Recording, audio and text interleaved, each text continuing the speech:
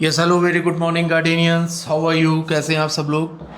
आज हम लोग पढ़ने जा रहे हैं क्लास 10 सरफेस एरिया और वॉल्यूम की एक्सरसाइज 13.3। ठीक है, 13.3 एक्सरसाइज में आपका क्या है, इसमें हम लोग पढ़ेंगे conversion of solid from one shape to another. नाम से ही आपको पता चल गया होगा, conversion of solid from one shape to another, मतलब एक शेप से दूसरे शेप में हमें सॉलिड को क्या करना है, चेंज करना है। ठीक है, तो इसमें कोई दिक्कत नहीं है, ये पूरी एक्सरसाइज इसी पर ही है। ठीक है, ये पूरी की पूरी एक्सरसाइज क्या है, आपकी इसी पर ही डिपेंड है। सपोज कि आपके पास एक सिलेंडर है। ठीक है, ये आपके पास एक सिलेंडर है, सॉलिड सिलेंडर। ठीक है, सॉलिड सिलेंडर है आपके पास, और बोला गया कि इसको आप चेंज कर दीजिए कोन में। ठीक है, इसको आपने क्या कर दिया, चेंज कर दीजिए कोन में, मतलब आपने इस सॉलिड सिलेंडर को क्या किया, मेल्ट किया। मेल्ट करने के बाद आपने क्या बना दिया, इसका कोन। तो जितना इसका वॉल्यूम है, ठीक है, ये जितना इसका वॉल्यूम है आपका इस सिलेंडर का, तो उतना ही वॉल्यूम आपका क्या होगा, इस कोन का होगा। उतना ही वॉल्यूम क्या हो जाएगा, इस कोन का हो जाएगा। ठीक है, उसका सरफेस एरिया चेंज होगा, उससे हमको कोई दिक्कत नहीं है। लेकिन हमें यहाँ पर क्या है, जब हमने एक सॉलिड को एक फॉर्म से दूसरी फॉर्म में चेंज किया, तो उसके वॉल्यूम में क्या आ जाएगा, उसके वॉल्यूम में किसी भी तरह का कोई चेंज नहीं आएगा। ठीक है, सपोज आपसे कहा गया कि अब आपके सामने एक कोन है, ये कोन आपके बना के दे दिया गया, और बोला गया कि इसको आप स्फीयर में चेंज कर दिए। सॉलिड कोन है, आपने क्या करा, इसको एक स्फीयर में चेंज कर दिया। तो जो इस कोन का वॉल्यूम है वही वॉल्यूम आपका स्फीयर का होगा। जो यहाँ पर इस सिलेंडर का वॉल्यूम है यही वॉल्यूम आपका क्या होगा, इस कोन का होगा। ठीक है, अब देखिए, अब आपसे उसने कहा कि आपके पास एक सिलेंडर है। ठीक है, अब आपने इस सिलेंडर का, उन्होंने जो भी वॉल्यूम दिया हो 50 मीटर क्यूब या 50 सेंटीमीटर क्यूब, कुछ भी दिया हो। ठीक है, और उन्होंने कहा कि इस सॉलिड सिलेंडर से आपको छोटे छोटे कई सारे कोन बनाने हैं। ठीक है, आपने इस तरह के 3 कोन बना दिए। तो जितना इस पूरे सिलेंडर का वॉल्यूम है वो वो क्या होगा, इन तीनों कोन के वॉल्यूम्स के क्या होगा, इक्वल होगा। ठीक है, क्लियर हो गया। तो जब हम किसी सॉलिड को एक फॉर्म से दूसरी फॉर्म में चेंज करते हैं, कंप्लीटली चेंज करते हैं, तो उसके वॉल्यूम पर किसी भी तरह का कोई इफेक्ट, कोई प्रभाव नहीं पड़ता है। उसका वॉल्यूम क्या रहेगा, सेम रहेगा। ठीक है, अब आपसे बोला गया कि यहाँ पर छोटे छोटे आपके क्या हैं, स्फेयर्स हैं, इनको मिला के एक बड़ा स्फेयर बना दिया गया।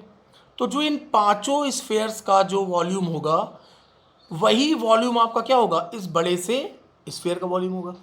क्लियर है, रेडियस सबकी अपनी अलग अलग है, अपना सबका सरफेस एरिया है, लेकिन इनको मेल्ट करके क्या किया गया, एक बड़ा सा स्फीयर बना दिया गया। इन्हीं पांचों को मेल्ट करके तो इन सभी का वॉल्यूम ऐड होकर क्या हो गया, एक बड़े से बिग स्फीयर का क्या हो गया, वॉल्यूम हो गया। ठीक है, तो जो आज की जो एक्सरसाइज है आपकी 13.3, वो टोटली क्या है, इसी पे ही डिपेंड है। इस एक्सरसाइज में आपके सामने टोटल क्वेश्चन जो है वो 9 है। ठीक है, आइए तो आज हम लोग इसको सॉल्व करना स्टार्ट करते हैं। और हाँ, एक चीज़ ध्यान रखिएगा, अब जैसे आपकी 13.1 हुई, 13.2 हुआ, तो मैं सबकी पीडीएफ भी आप लोगों को अवेलेबल करा दूंगा। ठीक है, अब आपको उसके लिए भी परेशान होने की ज़रूरत नहीं है, सब पीडीएफ आपको मिलेगी। अब देखिए क्या कह रहे हैं, ए मेटेलिक स्फीयर, एक स्फीयर है, एक मेटल का स्फीयर है, ऑफ रेडियस 4.2 सेंटीमीटर। सबसे पहले आप क्या करें, स्फीयर बनाइए। ठीक है, उस स्फीयर की रेडियस कितनी है, 4.2 सेंटीमीटर। उसको मेल्ट कर दिया गया और फिर उसको क्या किया गया, रिकास्ट किया गया। A metallic sphere of radius 4.2 centimetre is melted and recast into the shape of a cylinder. ठीक है, उसको रिकास्ट किया गया, किस शेप में रिकास्ट किया गया, सिलेंडर के शेप में रिकास्ट किया गया, और उसकी जो रेडियस है 6 centimetre. Find the height of the cylinder. तो उस सिलेंडर की आपको क्या करनी है, हाइट फाइंड करनी है। ठीक है, अब देखिए ये आपके सामने स्फीयर है, इस स्फीयर को क्या कर दिया गया, सिलेंडर में चेंज कर दिया गया। ठीक है, अब उस सिलेंडर की रेडियस कितनी है, उस सिलेंडर की रेडियस है आपकी 6 सेंटीमीटर। कितनी है, 6 सेंटीमीटर। और ये क्या हो गई, उसकी हाइट, उस सिलेंडर की क्या हो गई, हाइट हो गई, h।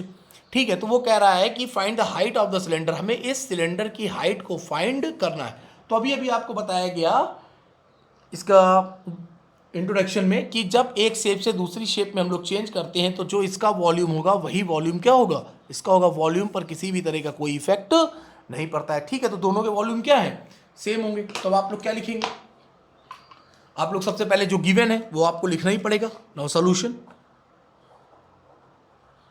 सॉल्यूशन आपका क्या है?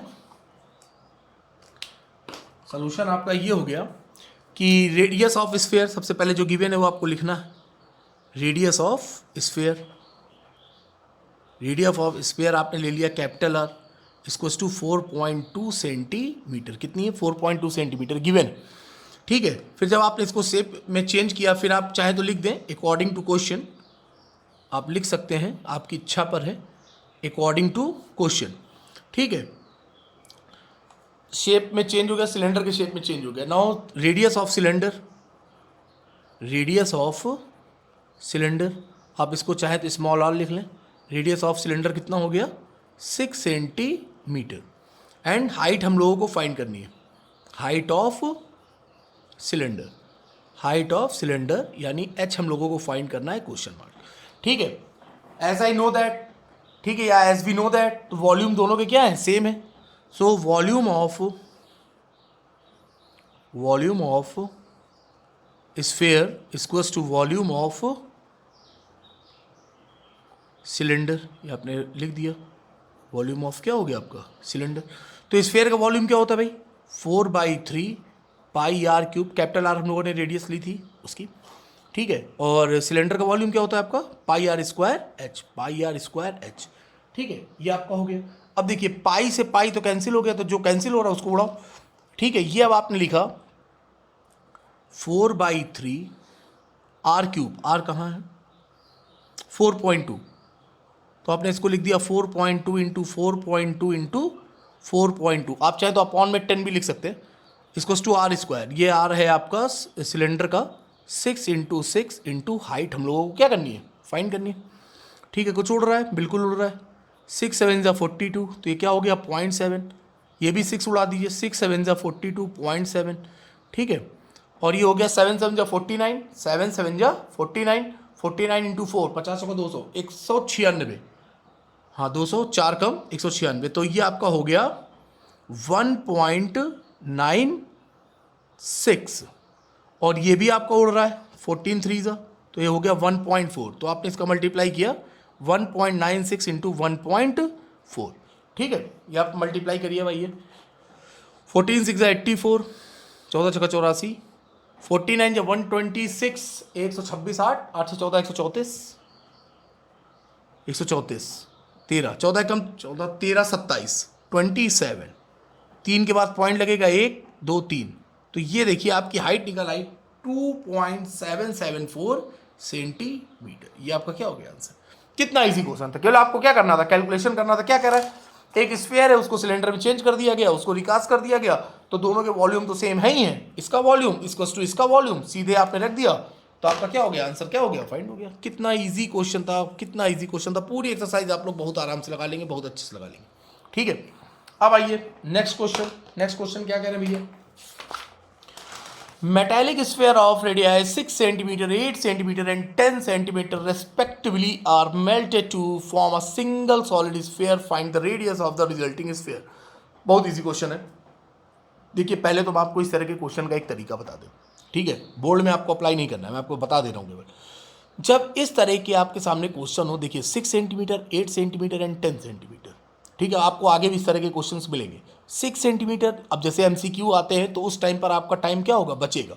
6 8 10। अब देखिए क्या 6 8 10 में क्या पाइथा बन रही है? बिल्कुल पाइथागोरस अप्लाई हो रही है, सप्लाई हो रही है। 10 का स्क्वायर इक्वल्स टू 8 का स्क्वायर प्लस 6 का स्क्वायर। ठीक है, जब कभी भी ऐसा हो, जब कभी भी आपके सामने ऐसा क्वेश्चन आ जाए और एमसीक्यू टाइप में हो, तो आप डायरेक्ट इसको करिए। अब देखिए यहाँ पर अगर पाइथा अप्लाई हो रही तो आप तीनों को ऐड करिए और 2 से डिवाइड दे दीजिए, बस वही आंसर है। तो आपका क्या हो गया? 10 8 18, 18 से 24 और 2 से डिवाइड करिए 12।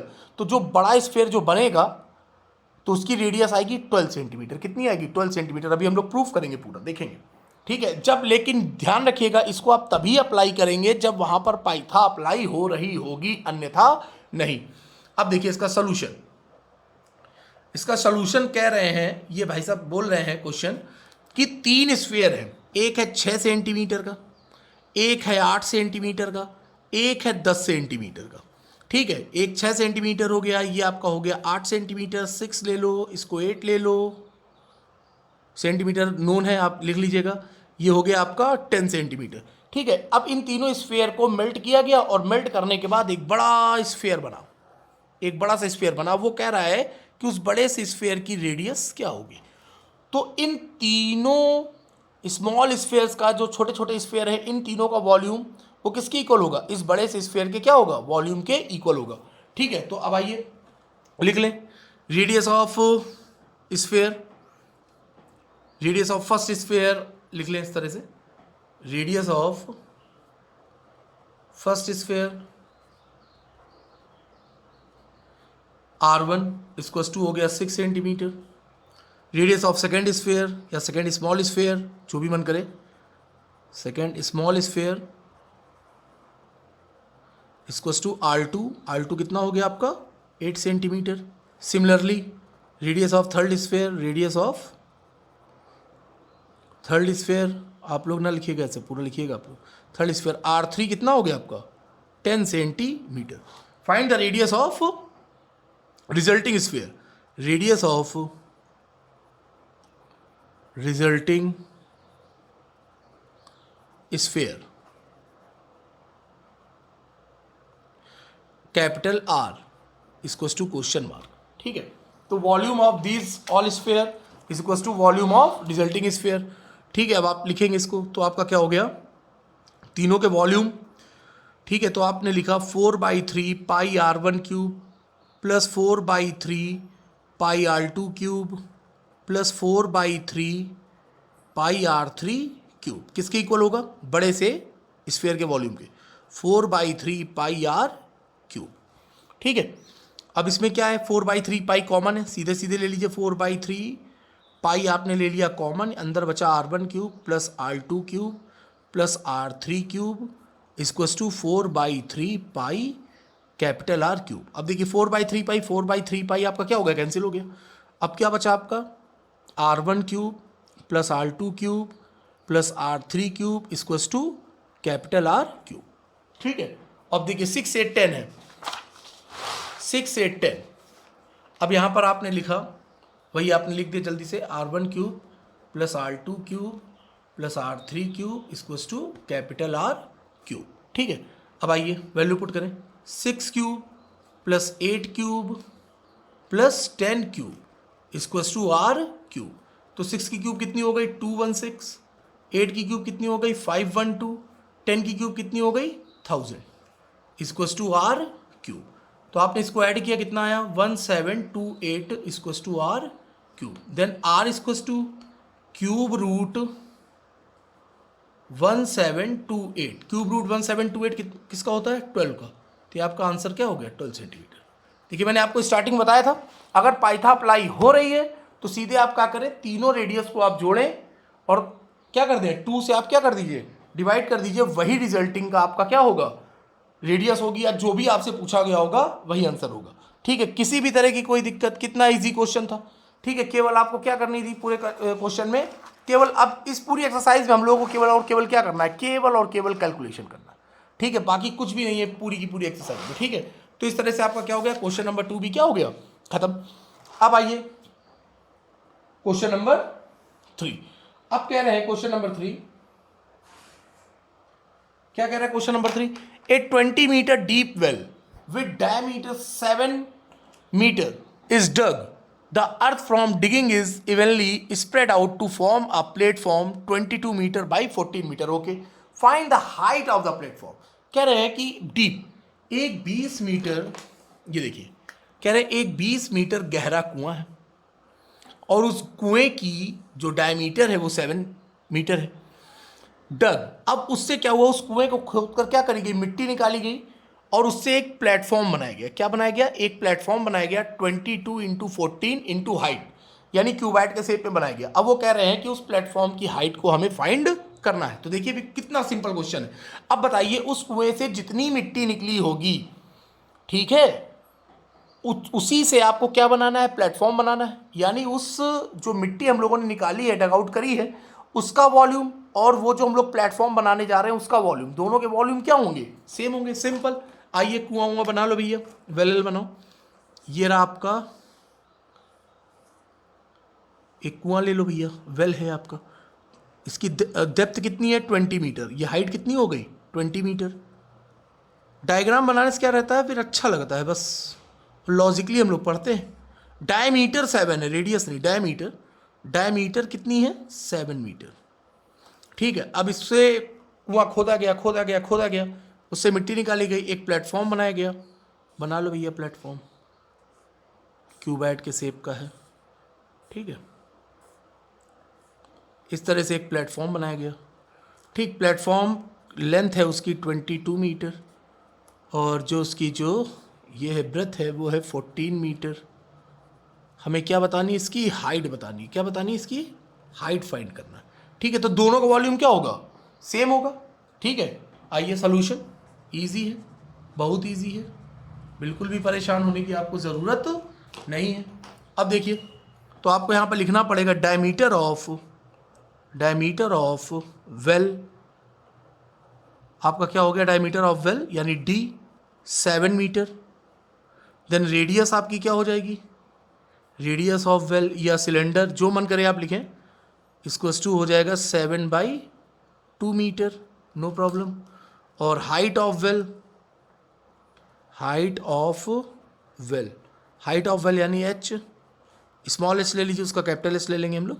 हाइट ऑफ वेल कितना हो गया, अच्छा इसी का कैपिटल एस ले लो, कि स्मॉल एस पुट कर दिया। तो ये है आपकी हाइट ऑफ वेल, कहाँ भाई 20 मीटर, 20 मीटर। ठीक है, अब देखिए प्लेटफॉर्म आपका किस शेप का है, ये क्यूबाइड के शेप का है। किस शेप का है, क्यूबाइड के शेप का है। और ये किस शेप में है आपका, ये है आपका सिलेंडर के शेप में। ठीक है, और दोनों के वॉल्यूम क्या है, सेम है। फिर अब यहाँ पे लिखना तो पड़ेगा ही कि length of platform, length of according to question, ठीक है, लेंथ ऑफ प्लेटफॉर्म एल कितनी है 22 मीटर। और कहाँ गया breadth, breadth of platform, breadth of platform small B कितना है आपको गिवन 14 मीटर। ठीक है, हाइट हम लोगों को फाइंड करनी है, height of platform H question mark. ठीक है, तो वॉल्यूम ऑफ वेल या वॉल्यूम ऑफ सिलेंडर इसको टू वॉल्यूम ऑफ प्लेटफॉर्म या क्यूबाइड, सिलेंडर या वेल भी लिख सकते हैं जो डग आउट करी गई है मिट्टी। वॉल्यूम ऑफ प्लेटफॉर्म, प्लेटफॉर्म लिख दो या ब्रैकेट में आप क्यूबाइड लिख सकते हैं। ठीक है, तो अब आइए पुट करें। तो वॉल्यूम ऑफ सिलेंडर आपका क्या होता है, पाई आर स्क्वायर, कैपिटल एस लिया है, पाई आर स्क्वायर एच। और ये आपका क्या हो गया L into B into H, cuboid का क्या होता है L into B into H. ठीक है, अब देखिए आइए यहाँ पर हम लोग पुट करते हैं, ये लिख दे रहे हैं एक बार और, pi R square H equals to L into B into H. तो पाई आपका हो गया 22/7, रेडियस कितनी थी 7/2, तो ये आपने लिखा 7/2 इंटू 7/2। हाइट कितनी थी सिलेंडर की 20, लेंथ कितनी थी, प्लेटफॉर्म की लेंथ है 22, प्लेटफॉर्म की लेंथ है 22, ब्रेथ है इसकी 14, हाइट हम लोगों को क्या करनी है फाइंड करनी। ठीक है, आइए फाइंड करें। अब देखिए 22 से 22 तो कैंसिल हो गया, ओके। ये देखिए 7 से 7 कैंसिल हो गया, बहुत अच्छी बात है। हाँ, ये लो एक और 7 2 ज़ा 14, ये भी कैंसिल हो गया, हाँ हो गया भाई। और ये लीजिए ये भी आपका कैंसिल हो गया, 2 10 ज़ा, सब तो कटा जा रहा है, 2 10 ज़ा 20, ये लीजिए 2 5 ज़ा 10, ये भी कैंसिल। अब आपका क्या बचा, ऊपर बचा 5, नीचे ऊपर 2। हाइट हम लोगों की कितनी आ गई 5/2 लिख लें, चाहे आप इसको 2.5 मीटर में है तो मीटर लिख दें। तो प्लेटफॉर्म की हाइट हम लोगों ने कितनी फाइंड की 2.5, तो हाइट ऑफ प्लेटफॉर्म हम लोगों ने फाइंड कर लिया 2.5 मीटर। ये आपका क्या हो गया आंसर। ठीक है, बहुत इजी एक्सरसाइज है। ठीक है, तो आज हम लोगों का ये क्वेश्चन हो गया क्वेश्चन नंबर 1 2 3। ठीक है, तो यहाँ पर हम लोगों ने क्या सीख रहे हैं, एक शेप से दूसरे शेप में हम लोग यहाँ पर क्या कर रहे हैं ट्रांसफॉर्म कर रहे हैं। ठीक है, तो किसी भी तरह का अब आपको क्वेश्चन नंबर 1 2 3 में आपको किसी भी तरह की कोई दिक्कत नहीं। और जब चैप्टर खत्म हो जाएगा, जैसे इसके जो 9 क्वेश्चन जैसे ही चैप्टर खत्म होगा, आपको हम PDF भी प्रोवाइड करा देंगे। ठीक है, तो आज के लिए इतना ही, और कल हम मिलते हैं एक्सरसाइज 13.2 के क्वेश्चन नंबर 4, 5 और 6 के साथ। ठीक है, टोटल 9 क्वेश्चन है, तो हम 3-3 क्वेश्चन के 3 वीडियो बना देंगे, आराम से हो जाएगा, और आप लोग मन लगाकर पढ़ते रहिए। ओके, थैंक यू, मिलते हैं हम लोग कल।